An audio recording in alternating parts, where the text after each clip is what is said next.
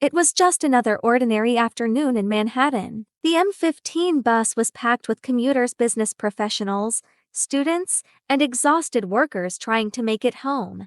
Among them was James Carter, a 62-year-old Marine Corps veteran who had served in Iraq. Years of service had left him with a permanent leg injury, requiring him to use a cane for stability. James boarded the bus at East Houston Street, moving toward the designated priority seating. A young man immediately stood up, offering James the seat without hesitation.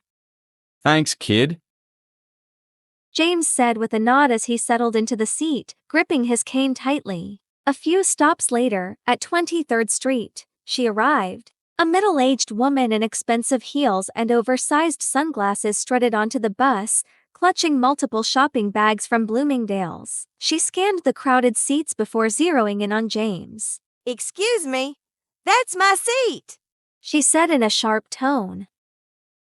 James looked up, confused. "Ma'am, this is priority seating for seniors and disabled passengers." "And you don't look disabled to me. You're just sitting there with a cane for show." Several passengers turned their heads. A woman near the front muttered, "Oh boy, here we go." James took a deep breath.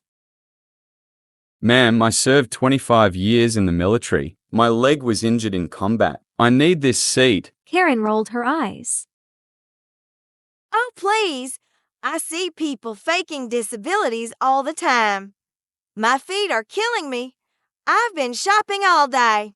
You look fine to me, so be a gentleman and let me sit." The bus driver, a no-nonsense New Yorker named Carlos, watched the scene unfold from his mirror. "Ma'am, the man has a cane. The rules say priority seating is for people like him."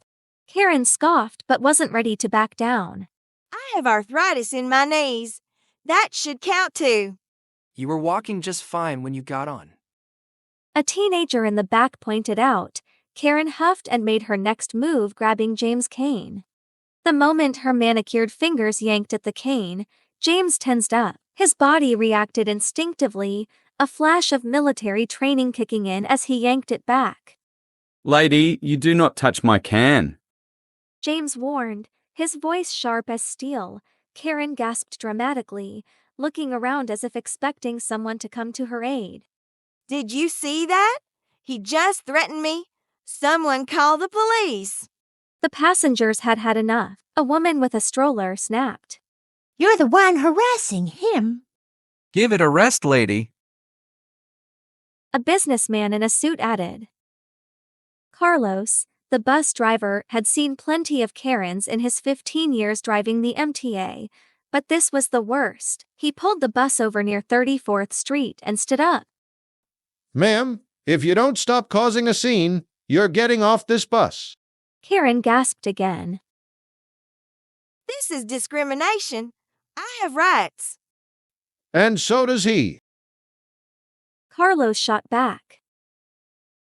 With no one on her side, Karen finally huffed, grabbed her shopping bags, and stomped toward the exit. But just before she stepped off, she turned and pointed at James. "You should be ashamed, faking an injury for sympathy." Without missing a beat, James lifted his pant leg, revealing the deep scars running down to his ankle, a lifetime reminder of his service, and he said sarcastically, "Yeah, lady, totally fake." The bus erupted in applause as the doors shut behind Karen. James sat back down, shaking his head. "Unbelievable."